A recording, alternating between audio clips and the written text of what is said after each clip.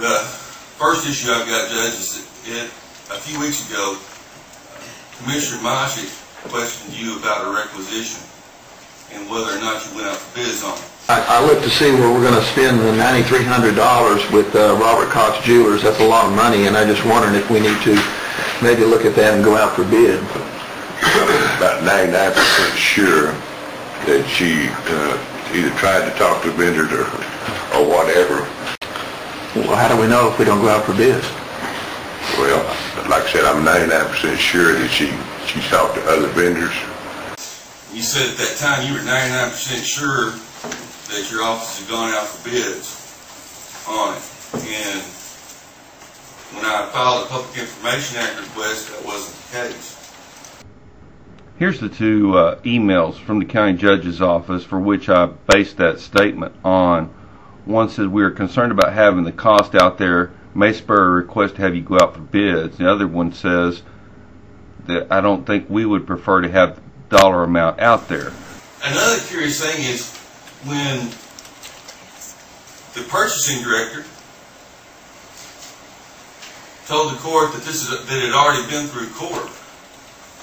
I believe this went through court earlier. Yeah. We actually in May? Yeah. Oh, okay. Gentlemen on the first one there, on the expenditure on County Employee Service Award, we've got this budgeted on it, but the price just kind of, we are within budget on it. Our office, as you know, usually handles this, but I didn't know if we wanted to look at maybe doing something else where the price keeps going up, or we wanted to continue it, or whatever, instead of me just ordering this stuff, even though it is in budget. I wanted to bring it to the court's attention and see if we want to do it the same way we've been doing it, look at a different, something different, or proceed on it. What are the options? Commissioner Gibson asked the question, what are the options? Surely the county judge just referred him to the document reflected in the minutes that indicates 3 different options for the purchase of service pins. One indicates a $5,700 savings for taxpayers, and one indicates a $5,400 savings for taxpayers.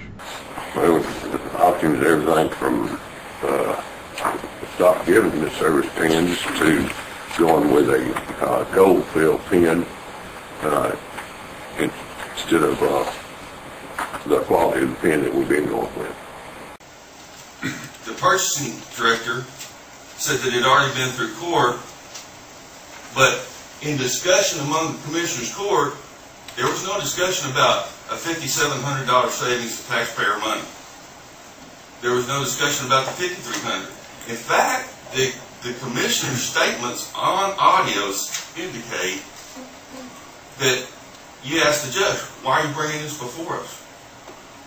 It's already approved. Why are we approving it again if we could have done it now? I've got it on the agenda. Does it sound like Commissioner Moshik has the document in front of him that indicates that there's a potential $5,700 or $5,400 savings?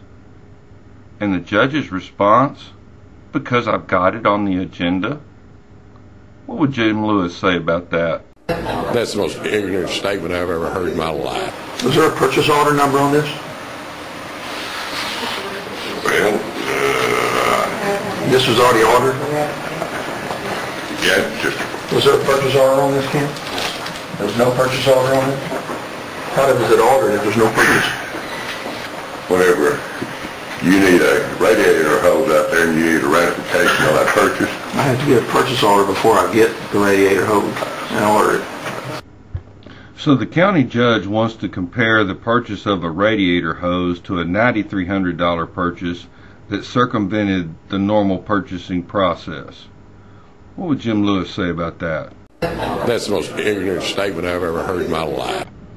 Do you suppose any of the mystery surrounding this transaction could be related to the fact that Robert Cox Jewelers doesn't show up in the Yellow Pages?